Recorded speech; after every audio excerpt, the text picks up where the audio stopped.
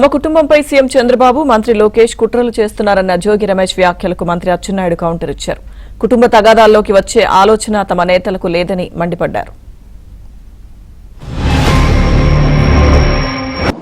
దయచేసి చంద్రబాబు నాయుడు గారు, దయచేసి లోకేష్ గారు, మీ వ్యక్తిగత జీవితాల్లోకి ఎప్పుడు మేము రాలేదు, రాము.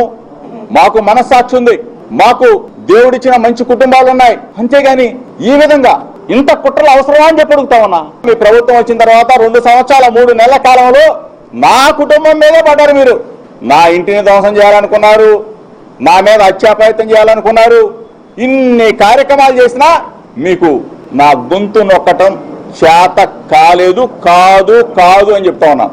జోగి రమేష్ అక్రమ మద్యంలో తయారీలో గాని, మద్యం లిక్కరు డాన్ గా తయారై వ్యవహరించినటువంటి తీరులో కేసు పెట్టి అరెస్ట్ చేసి దాని మీద మా మీద పడదు. నీ కుటుంబ వ్యవహారం, నీ కోడలు కొడుకు ఎప్పుడు చంద్రబాబు నాయుడు, లోకేష్ బాబు ఇలాంటి మీద ఎప్పుడు కనీసం ఆలోచన కూడా చేయరు.